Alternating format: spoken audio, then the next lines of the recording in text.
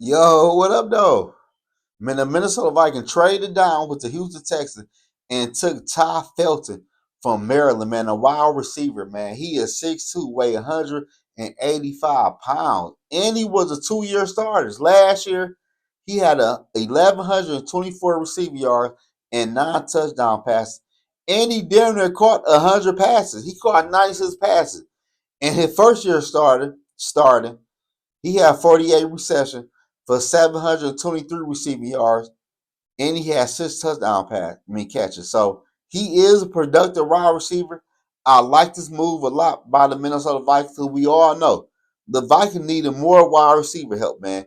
And I do feel like he might can beat out Jalen Naylor for that number 3 spot on the Minnesota Viking roster, man. And moving forward, he might be our number 2 wide receiver because we all know Jordan Addison contract is coming up, and I don't know if the Vikings want to give him a new contract or not. But if this wide receiver can develop into the wide receiver we think he can be, they might not give Jordan Addison a contract.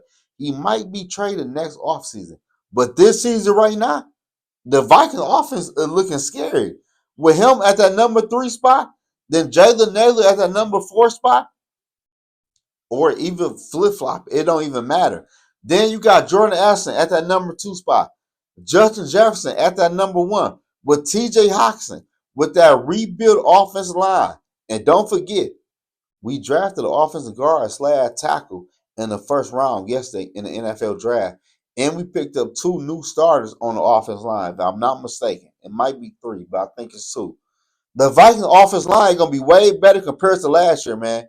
And we had Jordan Mason, and we also had Aaron Jones. So the running game should be better, and the Vikings offense should be way better. So JJ McCarthy is gonna be ready to roll when his ass get on the field.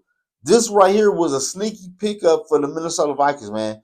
They got a nice wide receiver, I feel like, for real, man. So I'm not mad about this pickup. In the 4th round, I can see the Vikings probably going cornerback for real. Because we all know we need more CBs in the room.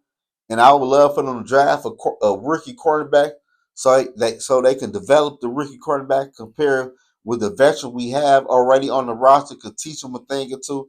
And Brian Flores, we all know he's a defensive genius. So, but this was a good pickup, man. I like Felton for the Minnesota Vikings, man. Because the Vikings offense ain't going to ask a lot out of this wide receiver, man.